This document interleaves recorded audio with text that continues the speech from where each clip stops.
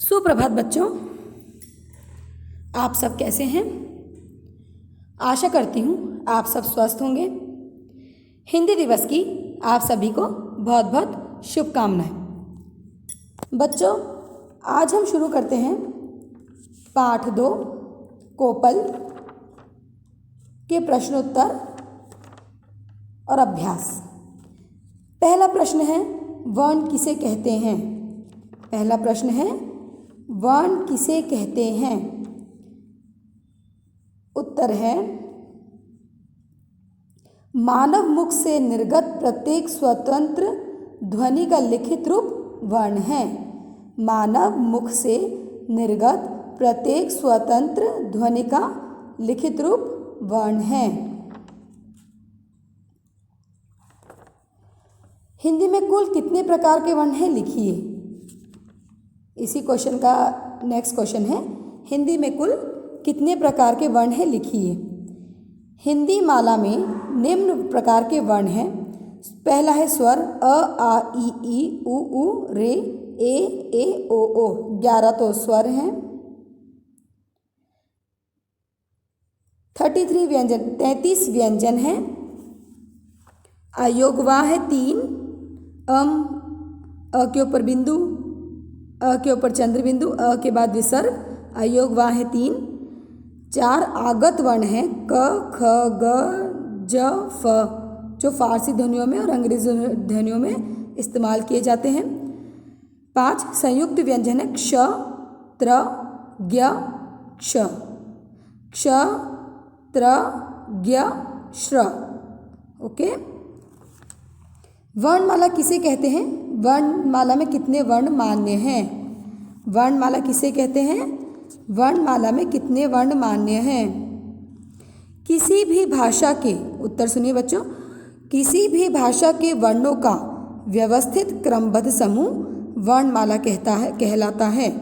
एक बार फिर सुनिए, किसी भी भाषा के वर्णों का व्यवस्थित क्रमबद्ध समूह वर्णमाला कहलाता है। वर्णमाला में 48 वर्ण मान्य हैं। वर्णमाला में 48 वर्ण मान्य हैं। स्वर व व्यंजन में अर्थ स्पष्ट कीजिए। स्वर, नेक्स्ट क्वेश्चन, स्वर व व्यंजन में अंतर स्पष्ट कीजिए।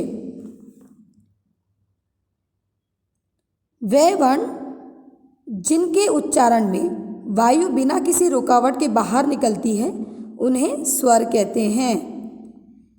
एक बार फिर सुनिए, वे वर्ण जिनके उच्चारण में वायु बिना किसी रुकावट के बाहर निकलती है उन्हें स्वर कहते हैं। वे वर्ण जिनके उच्चारण में वायु रुककर मुख के अलग अलग स्थानों को छूकर निकलती है उन्हें व्यंजन कहते हैं। वे वर्ण जिनके उच्चारण में वायु रुककर मुख के अलग अलग स्थानों को छूकर निकलती है उन्हें व्यंजन कहते हैं।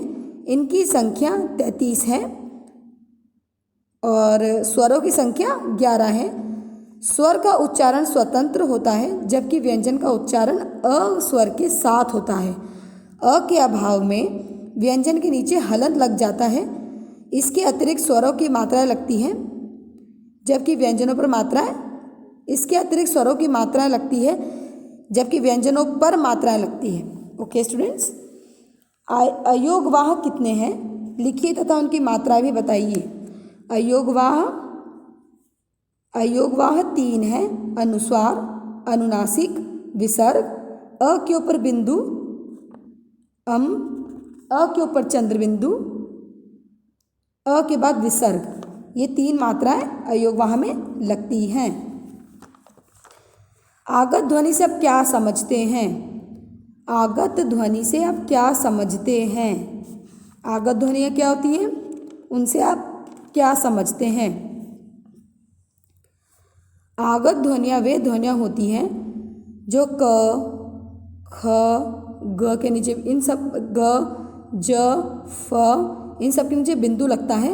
ये फारसी ध्वनि और अंग्रेजी में आ यूज़ होती हैं, ये इस्तेमाल होती है। आगत जो वर्ण होते हैं ये हम लोग फारसी और अंग्रेजी शब्दों में भी इस्तेमाल कर सकते हैं। ग, ज, फ, आ। प्रश्न 5, संयुक्त व्यंजन कितने हैं, लिखिए। संयुक्त व्यंजन क्ष, क प्लस आधा क के नीचे हलंत प्लस षटकोण वाला इक्वल्स टू क्ष, त के नीचे हलंत प्लस र इक्वल्स टू त्र,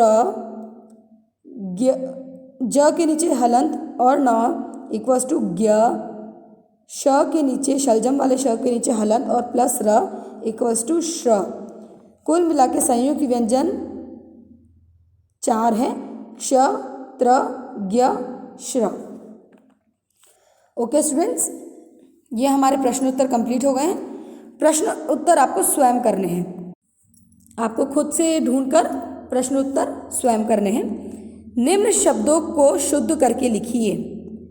अत्याधिक, अत्याधिक, अत्याधिक को क्या लिखेंगे? अत्याधिक, अत्याधिक। नेक्स्ट है परिस्थित, परिस्थिति। रेणु, रेणु, छोटियों की मात्रा। तिरस्कार, तिरस्कार। लड़ाइयाँ, लड़ाइयाँ, लड़ाइयाँ नहीं होता है, यह नहीं आएगा, लड़ाइयाँ। उपलक्ष्य, उपलक्ष्य। British, British. रचयिता, रच, यह पे छोटी की मात्रा ता, रचयिता। कार्यक्रम, कार्य, क के नीचे पदेन र की मात्रा, कार्यक्रम। रिक्त स्थान भरिए। क, प्रत्येक भाषा के वर्ण डैश होते हैं। उत्तर, प्रत्येक भाषा के वर्ण अलग होते हैं। ख, ख तथा ग डैश वर्ण के व्यंजन हैं। ख तथा ग क वर्ण के व्यंजन हैं। ग, वे वर्ण जिनके उच्चारण में वायु बिना किसी रुकावट के बाहर निकलती है उन्हें स्वर कहते हैं, उन्हें स्वर कहते हैं। घ, जिन स्वरों के उच्चारण में एक मात्रा से अधिक का समय लगता है उन्हें डैश कहते हैं। उत्तर, दीर्घ स्वर। जिन स्वरों के उच्चारण में एक मात्रा से अधिक का समय लगता है उन्हें दीर्घ कहते हैं, दीर्घ स्वर कहते हैं। ड, डैश को छोड़कर शेष स्वरों की मात्राएं होती है अ को छोड़कर, अ पर कोई मात्रा नहीं लगती। च, रेफ पहले र स्वर डैश होता है, रेफ पहले में र स्वर रहित होता है। प्रश्न 4, सही कथन के आगे राइट लगाइए, सही का निशान लगाइए और गलत के आगे गलत का निशान चिन्ह लगाइए। क, रेफ में र स्वर रहित होता है, सही। ख, अ, ई, उ तथा री दीर्घ स्वर है, गलत। ग, आयोग वर्ग की मात्राएं होती है, सही। ग, अव्यवस्थित वर्ण समूह वर्णमाला कहलाता है, गलत। ड, अ के अभाव में व्यंजन के नीचे हलंत लग जाता है, सही। प्रश्न 5, सही विकल्प चुनकर उत्तर लिखिए। क, प्रत्येक भाषा के अलग होते हैं वर्ण, शब्द, वाक्य, उक्त सभी। उत्तर है उक्त सभी। प्रत्येक भाषा के वर्ण, शब्द, वाक्य सभी अलग होते हैं। ख, अक्षर कहलाता है शब्द, पद, वर्ण कोई नहीं, अक्षर कहलाता है वर्ण। थर्ड वन इज करेक्ट, वर्ण पे टिक लगाइए। ग, वर्ण है ध्वनि, स्वतंत्र ध्वनि, सबसे छोटी स्वतंत्र ध्वनि, ध्वनियों का योग। वर्ण है स्वतंत्र ध्वनि। सेकंड वाला is right answer, second one is right. घ, आयोगवाह होते हैं अनुस्वार, अनुनासिक, विसर्ग, उक्त सभी। आयोगवाह तीनों होते हैं, अनुस्वार भी होता है, अनुनासिक भी होता है, विसर्ग भी होता है, तो fourth one is the correct, tick लगाइए, उक्त सभी। ड, आगत वर्ण है संस्कृत भाषा के वर्ण, अंग्रेजी के वर्ण, फारसी के वर्ण, अंग्रेजी व फारसी के वर्ण। आगत वर्ण अंग्रेजी व फारसी के वर्ण है, वहाँ यूज होते हैं। च, सामान्यतः हिंदी में कितने वर्ण मान्य हैं? 44, 48, 50, 52। सामान्यतः हिंदी में 48 वर्ण मान्य हैं। छ, हिंदी में स्वर हैं 11, 33, 3, 4। हिंदी में स्वर है 11। ज, ह्रस्व स्वर है 7, 4, 11, 12। ह्रस्व स्वर 4 हैं। झ, हिंदी में प्रयोग प्राय नहीं होते ह्रस्व स्वर का, दीर्घ स्वर का, प्लुत स्वर का या सभी का।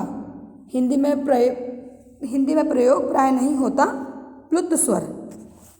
Third one is a correct, प्लुत स्वर। व्यंजन होते हैं 33, 36, 11, 50। व्यंजन होते हैं 33। ट ह्रस्व स्वर नहीं है, अ, ई, उ, ए। फोर्थ वन इज करेक्ट, ए ह्रस्व स्वर नहीं है। दीर्घ स्वर नहीं है, अ, ई, ओ, उ। फोर्थ वन इज करेक्ट, उ दीर्घ स्वर नहीं है। ओके स्टूडेंट्स, आज का हमारा कोपल का पाठ 2 पूर्ण हो चुका है। Thank you.